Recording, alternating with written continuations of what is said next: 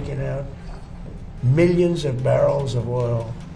Nobody knows it. You know who doesn't know about it? Iran, until right now. We went to Iran, and essentially we've done the same thing. It doesn't look as pretty, but every night we took out oil. But now I'm going to tell you because they just figured it out. President, about the latest inflation number which came out this morning. Could that be a headwind? No, I love it. The numbers were great. You know what I really love? I love the inflation. You know why?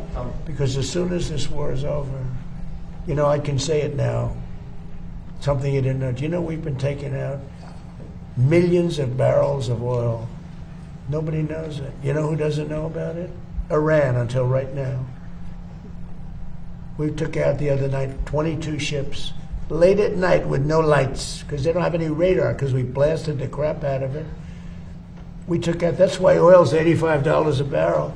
I mean, you take a look. Remember when I did this, I said, look, the one bad thing will be, we hit the best economy we've ever hit. And I said to my people, I had Scott, I had Howard, I had Pete, I had all of them. I had Todd in the room. I said, the one thing we have to do now, we had just hit the highest stock market in history, highest 401ks in history. Everything was going well. And I said, I hate to do this to you guys, but Iran's going to have a nuclear weapon very soon. We have to go and attack. So we hit them with the B-2 bombers, which took a lot of courage. It was totally successful. We buried it, very hard to get. But now we had to make the second move. And I said, you know, the bad part is the stock market will go down by a lot based on predictions of experts, like 25%. And it was worth it. To me, it was worth it not to have a nuclear weapon. And the other thing is that oil would go to $250 a barrel. It's at 85, and which is pretty amazing. And here's the key. We just hit today another stock market high. 74, in my short time here, 74 days we hit stock market all-time historical highs. Nobody can believe it. The Dow, the S&P. S&P was at 7,000. They said in 4 years, maybe 5 years. It will never hit it during the term. It was too much. I hit it in my first year.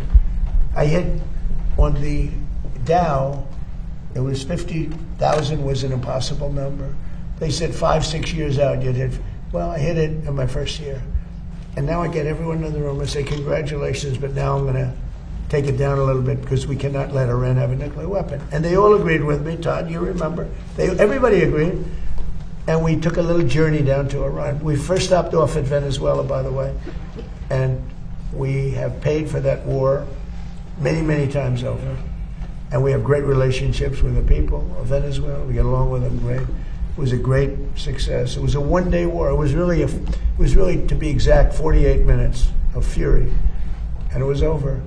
And Venezuela is doing great. Relationships with the people are great. It's become a happy country, believe it or not. I mean, it's become a happy country. And we're taking out millions of barrels of oil from Venezuela. And then we went to Iran. And essentially we've done the same thing. It doesn't look as pretty, but there's no Navy. 159 ships at the bottom of the sea. There's no Air Force. All of their planes are blown up. Most of their drones are gone. Most of their drone-making ability is gone. Most of their missiles are gone. All of their leadership is gone, so they replaced it. All of that leadership is gone, so they replaced it. And that's the people we're dealing with now. And I think they're going to want to make a deal, but we're going to find out. Do you expect inflation to come down between now and November? When the war is over? Yes. It's coming down. I know you can't. It's going to come down like a rock. And again, we're taking out millions, which I'm just announcing today for the first time. But we've been taking out millions of barrels of oil. Millions of barrels. Every night we took out oil. But now I'm going to tell you because they just figured it out. So now that they figured it out, I can tell you. It was very hard for me. I wanted to say it so badly, but I didn't want to ruin it. But it was very hard. But millions of barrels of oil has come out. And that's why it's at $85, $90 a barrel instead of $250. But we have the greatest military in the world, the toughest military in the world, just the best in every way. Nobody even close. There's no military that's even close. I rebuilt it during my first term. I'm using it now. When this conflict is over, Todd said, please call it a conflict, right? As opposed to the word war. He didn't like the word war, but it's sort of a conflict. It's a military operation. When it's over, you will see oil drop to where it was before. We were getting gasoline. Just before it started, I was in Iowa, and we passed gas stations, $1.85 a gallon. And we'll be back at those levels very soon. Iran, you posted this morning about Iran. You said that they've taken too long to get to a deal, and I want to make sure I quote you correctly. You said that now they will have to pay the price. Yeah. What did you mean by that specifically? Well, we're going to be attacking them very hard. You're resuming bombing? Yeah, well, we are. Based on the helicopter, I guess we have the right to do that. You know, they shot down a very incredible, actually an incredible machine. And at first they said they didn't do it, then they admitted they did it. It's sort of easy because we have the bomb. We actually have the bomb. We got very lucky that bomb didn't explode. That bomb was lodged in the helicopter. It didn't explode. It was on fire, but it didn't explode. Those two guys, they knew how to fly, but they got very lucky. And then we had the unmanned boat going very, very fast at speeds that you wouldn't want to go. That's why it's unmanned, I guess, because nobody can go in that. But they rescued. So both people are. Fortunately, the pilots are okay. Now, look, I've been working with Iran for a number of months, and they should sign their deal. It's a good deal. It doesn't give them the right to have a nuclear weapon. In fact, it totally prohibits them from ever having a nuclear weapon. And it was just tap, tap, tap. I don't know what they're doing. So they then shot at our helicopter. Very expensive helicopter, by the way, but much more importantly, the two men, fortunately, they're okay. But an amazing rescue. If you ever get a clip, you won't believe the rescue, how cool it was. The equipment we have. Look, we have the strongest military in the world. And I gave them a break at the request of Pakistan. The Field Marshal and the Prime Minister of Pakistan are great. We stopped them from going to war with India. You would have had a nuclear war if it wasn't for me. But they became friendly to me, very friendly, and they're close to Iran, and they worked, and they still are working on trying them to do what's right. But we want a deal that's meaningful. We want a deal that works. We don't want to just have a Barack Hussein Obama deal, JCPOA, the worst deal. That was a path to a nuclear. It's the exact opposite. You know, I like on television, they say, oh, they should have kept that deal. First of all, it was over. It was a short-term deal.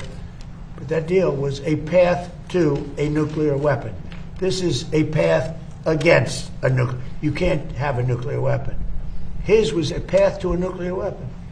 They were developing during his administration nuclear weapon. If they had a nuclear weapon, there'd be no Israel, there'd be no Middle East, and they would have absolutely shot at us. So we'll see what happens. But we hit them hard yesterday, and we're going to hit them again hard today, in case you miss it, in case you don't turn on your television set. And we'll see what happens with the deal. We were really close to a deal, but they keep tapping us along. They keep playing us for suckers because, you know what? They dealt with some very stupid precedents. I have to say that. I'm embarrassed to say it. Some very stupid people were sitting here. Mr. President, are you going to go back to attack, or are you thinking of attacking Iranian power plants and bridges as you've Well, I'm not threatened going to before? say that to you, but I can do that. Look, I could knock out. We have the most powerful. I built the military with these people approving it. They approved numbers that nobody would have ever thought would have been. But we built it. We gave a lot to Ukraine through Biden. He gave a lot of money, a lot. But we're in great shape. We have a lot of storage capacity. But he gave a lot. And if you look at what's happened, when I left, our cupboards were full. He gave it. Now I sell it to the European Union, and they give it to Ukraine for the most part. But we have the strongest military anywhere in the world, and sometimes you'll have to use it. And we have to remember, And when people hear this, Iran very simply cannot have a nuclear weapon, and they won't. And they've agreed to that. All they have to do is they have to start signing a paper. It's fully negotiated. We have a fully negotiated, but they're tapping and tapping. And I say, all right, let's give them a couple of more days. They're tapping because it's a meaningful paper. They know when they sign that paper, it's meaningful. The Obama deal, JCPOA, one of the worst, one of the dumbest documents I've ever seen. Yeah. Peace in the Middle East. What do you wish yourself for your birthday? For my birthday. Well, I'll go a step bigger. Peace for the world, okay? Peace for the world. Middle East, yes. Peace for the whole world, yeah.